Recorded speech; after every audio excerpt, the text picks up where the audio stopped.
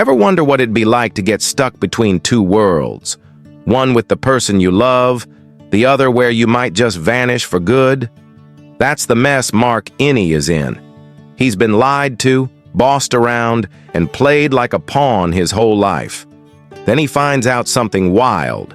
Sarah, a girl he's accidentally trapped 25 times over, is just like him. Everything flips upside down when Helen, the one he trusts, the one he loves, steps in and pushes him to act. Now Mark's got a choice to make, and man, it's a tough one. What's he gonna do? Right from the jump, Mark Innie is a guy caught in a whirlwind of chaos that'd make anyone's head spin, perfectly setting up that gut-punching question of being trapped between two worlds. He's spent his whole existence as an Innie, a shadow self who's been fed lies, jerked around, and treated like a tool by everyone around him. Imagine living your life on someone else's terms, never knowing what's real or who's got your back. That's Mark's reality, and it's a rough one. He's got no reason to trust anyone. Not his outie self, Jake, who seems like a total stranger wearing his face. Not his boss, Ms. Carter, whose shady vibes are impossible to ignore, and definitely not Jake's sister, Emily, who couldn't care less about Mark's inner world. When Mark tries to ask her what happens to all the Innies like him, she hits him with a clueless, "What do you mean?" Like his entire existence doesn't even register. It's brutal, and it's no wonder Mark's left grasping at straws, trying to figure out who's worth a damn in this messed up double life. The thing is, Mark's been groomed to be this obedient, noble guy, always doing what's right, even when it screws him over. But that constant manipulation has worn him down, chipped away at any faith he might have had in the people pulling the strings. Jake, his outie, has shown time and again that he's a selfish jerk. Case in point, the whole Sarah situation, where Jake's choices steamroll over Mark's life without a second thought. Ms. Carter's no better. Her cryptic games and fake smiles scream untrustworthy. And Emily? She's so wrapped up in Jake's world that Mark's just background noise to her, a ghost she doesn't even see. It's like he's screaming into a void, and nobody's listening.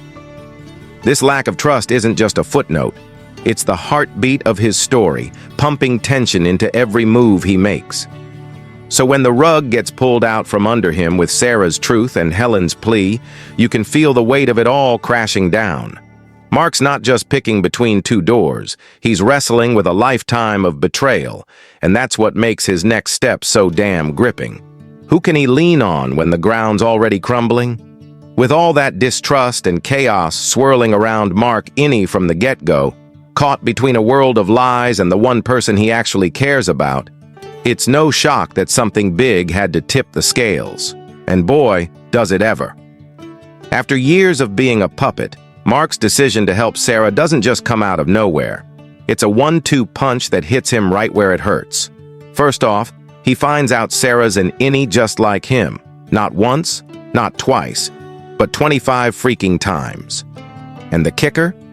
He's the one who's been keeping her locked in that cycle, unknowingly playing the jailer in this twisted game Jake's set up. That's a gut-wrenching wake-up call.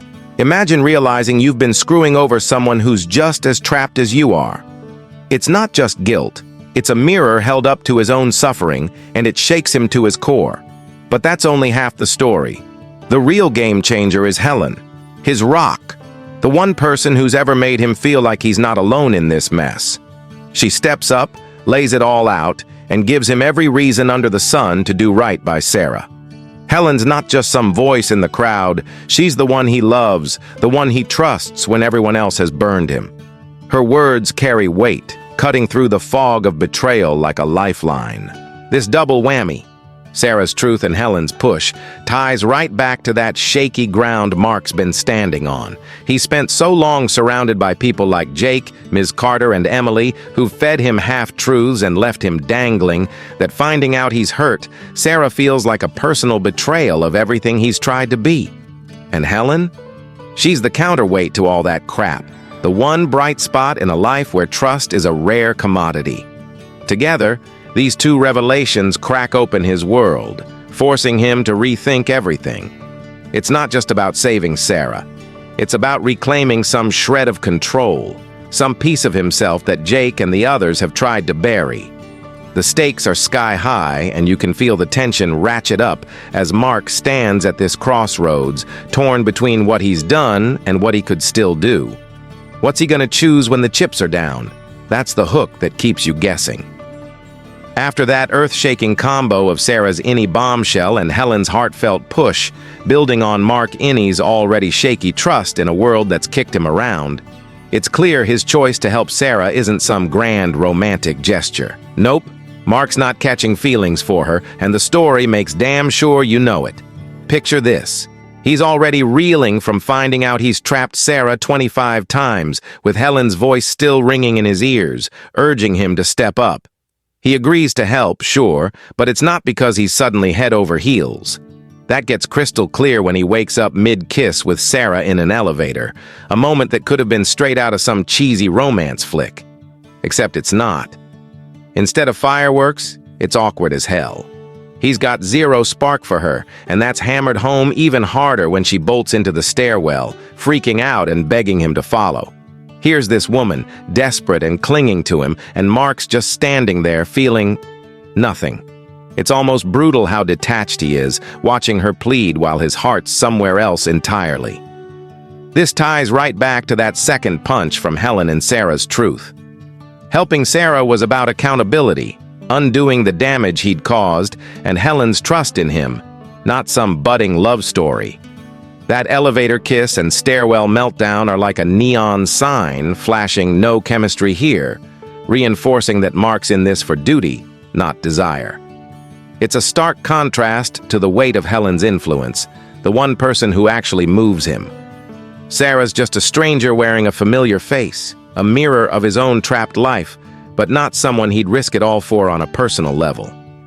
The disconnect is palpable, and it cranks up the stakes as he's forced to face what's next.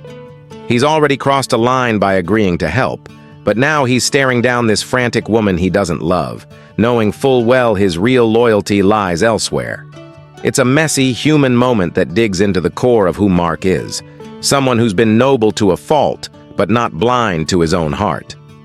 So as Sarah's voice echoes in that stairwell, you're left wondering, how's he gonna juggle this obligation he's taken on with the one thing, Helen, that actually keeps him tethered? That's the tension that's got you hooked, waiting for his next move. With Mark Innie standing there, feeling nothing for Sarah despite her desperate pleas, hot on the heels of that elevator kiss and stairwell breakdown that screamed "no sparks." The story slams him with the toughest choice yet. It's not just about helping Sarah anymore. It's about what he's willing to lose. After agreeing to step up, driven by Helen's trust and his own guilt over Sarah's 25 Innie cycles, Mark's detachment from Sarah sets the stage for a brutal fork in the road. Option 1, he follows her through that door into the stairwell. Sounds simple, right? Except it's not. It's a one-way ticket to possibly blinking out of existence, handing the reins back to Jake, his Audi, who he can't stand and doesn't trust an inch. Jake might end up happy, living his cushy life, but Mark? He'd be gone. No clue what happens to Helen, the one person who actually matters to him. Option 2, he stays put, gets maybe 10 more minutes, 10 precious fleeting minutes with Helen, the only woman he's ever loved. He hears her call his name, turns, and there she is, pulling him like a magnet while Sarah's still begging from the other side. It's a split-second stare down between two paths, and the weight of it hits like a freight train. This moment ties straight back to that lack of connection with Sarah from the third beat. He's not torn because he's in love with her. He's not. She's a duty, a debt he's paid, not his heart. That elevator kiss didn't ignite anything, and her stairwell meltdown just cemented it. Now facing this choice, it's Helen who lights up the scales. The distrust he's carried since day one, for Jake, Ms. Carter, Emily, makes option 1 feel like a betrayal of himself, a surrender to the guy who's already hijacked his life. But staying? That's for him, for Helen, for something real in a world that's fed him nothing but fakes. You can feel the clock ticking as he looks between them. Sarah's frantic cries fading against Helen's steady pull. It's not just about survival. It's about what he's willing to fight for when everything else has been stripped away. The tension's thick enough to choke on. Will he chase a ghost he doesn't care for, or grab those last minutes with the one who's kept him sane? That's the cliffhanger that's got you holding your breath. As Mark Innie teeters on the edge of that heart-wrenching choice, Sarah's pleas fading against Helen's voice calling his name. The decision he lands on feels like the only one he could have made, tying right back to that split-second stare down between two fates.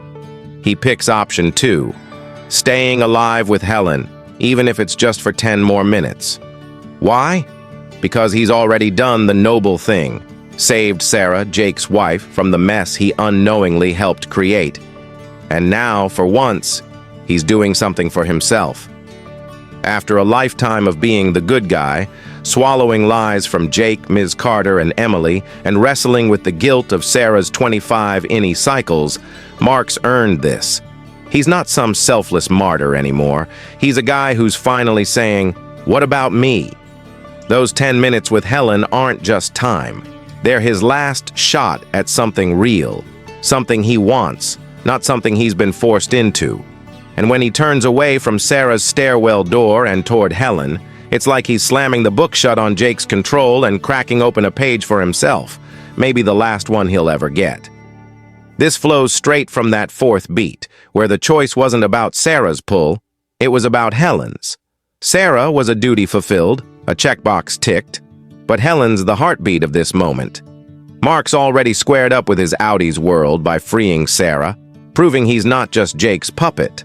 But stepping through that door? That'd mean handing Jake the win, letting the guy he despises ride off into the sunset while Mark vanishes, clueless about Helen's fate. No way. He's not about to let that happen, not after everything. And here's the kicker. If the tables were turned, Jake wouldn't hesitate to pick 10 more minutes with Sarah over Mark's life. It's a cold, selfish truth, but it mirrors Mark's choice in a twisted way. Except Mark's isn't selfish. It's human. He's clinging to the one thing that's kept him grounded in this fractured existence. The air's thick with finality as he makes his stand, and you can't help but feel the rush. Has he just cashed in his last chip for a fleeting taste of freedom? Or is this the start of something bigger? Either way, it's a bold move that leaves you dying to know what's next. And there you have it. Mark Innie makes his stand, choosing 10 more minutes with Helen over disappearing for Jake's sake. It's a raw, human moment that leaves you wondering, was this his last act of defiance or the start of something new? What would you have picked in his shoes? Loyalty to love or a leap into the unknown? I'd love to hear your thoughts down in the comments. Drop your take on Mark's choice, and let's get the convo rolling. If you vibed with this story, hit that like button, subscribe for more, and ring the bell so you don't miss the next twist.